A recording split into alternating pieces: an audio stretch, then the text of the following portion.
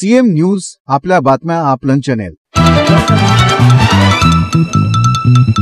Okay साहेब, महायुतीची उमेदवारी घोषित करण्याला विलंब केला जात होता. याचं कारण आधी अशी चर्चा होती की महाआघाडीचा उमेदवार कोण आहे त्यांना पाहायचं होतं.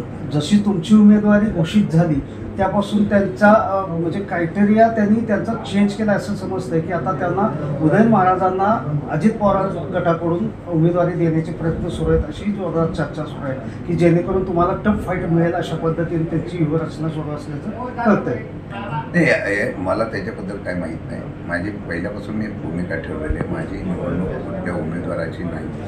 माझी निवडणूक जी आहे ती माझी निवडणूक कोणत्या उमेदवाराच्या बरोबर विरोधातली नाही आहे. माझी निवडणूक जी आहे चव्हाण साहेबांचा सातारा जिल्हा अभिनेत्याची आहे, जो आजपर्यंतच्या देशाच्या स्वातंत्र्यापासून या जिल्ह्याने पुरोगामी विचार छत्रपती शिवाजी महाराज शाहू फुले आंबेडकरांचा विचार सुरू करला.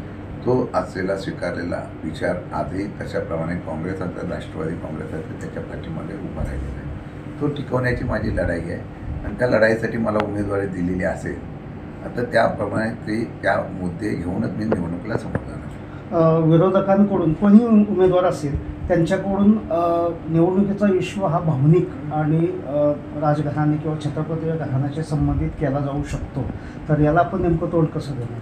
नाही, मी कशाला तोड करणार. शेवटी जनतेने ठरवायचं आहे की आपण कोणाला निवडून द्यायचं. मी सामान्य कुटुंबातला आहे, सामान्य कार्यकर्ता आहे आणि त्याप्रमाणे माझं गेल्या अनेक वर्षापासून तर या जिल्ह्याची असलेलं काय मंत्री असताना असेल, आमदार असताना असेल, त्यावेळेला लोकांना उपलब्ध होणार आणि लोकांची कामं सोडवण्यासाठी केव्ही ही जनता दरबार वगैरे राबवायचं वगैरे हे काही लोकांच्या कामासाठी लागवायचं. कारण लोक ते तुलना करतील की समोरचा उमेदवार आणि आत्ता शशिकांत शिंदे यांची तुलना करून त्यांना 100% मला खात्री आहे की त्यांना वाटेल की शशिकांत शिंदे हा उमेदवार बेस्ट आहे आणि जो पुढचं विजन ठेवणार असेल, तो आपल्या लोकांसाठी जिल्ह्यासाठी काम करणार असेल, त्या विषयावरून मी निवडणुकीला समोर जाणार.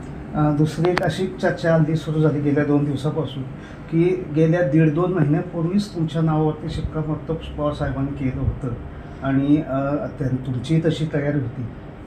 नाही, माझी तयारी नव्हती. म्हणजे मी तुम्हाला स्पष्ट सांगतो, मी काय कुठं सांगत नाही.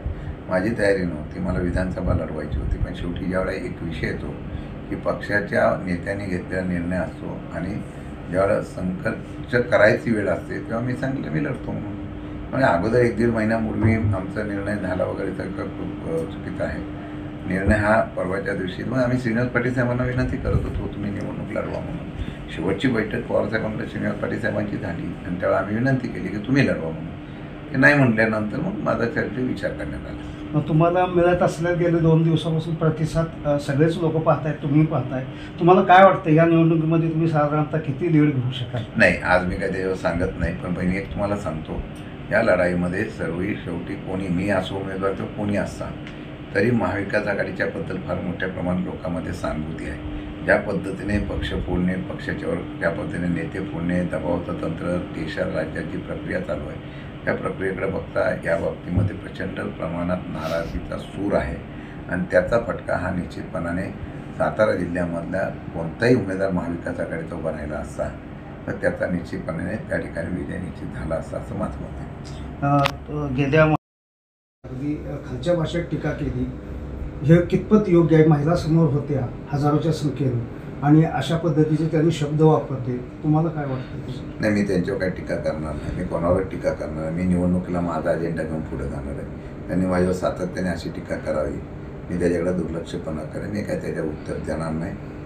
त्यांना आणि जनतेने त्याच्यावर मग निश्चितपणे निर्णय घेते जनता, कोण कसा आहे कोण कसा आहे.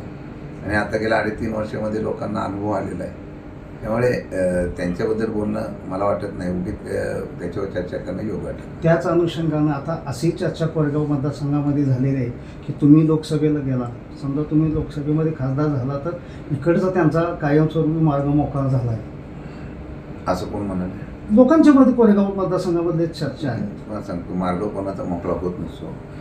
असा मार्ग मोकळा असतो तर मग देशाचे पंतप्रधान असतील किंवा माजी पंतप्रधान असतील, सर्व नेते असतील, मुख्यमंत्री असतात, त्या लोकांचा मार्ग मोकळा राहिला असता. लोकशाहीमध्ये विरोध हा विरोध होतच असतो आणि आत्ताच्या ह्याच्यामध्ये कोणी उमेदवार राहिला तरी आत्ताच्या 3.5 वर्षाचा अनुभव घेता कोरेगावची जनता सुद्धा आहे, ते चांगला इतिहास घडवतील आणि ते त्यामुळे कोणाचा मार्ग मोकळा नसेल आहे, उलट तो मार्ग शेवटचा असेल.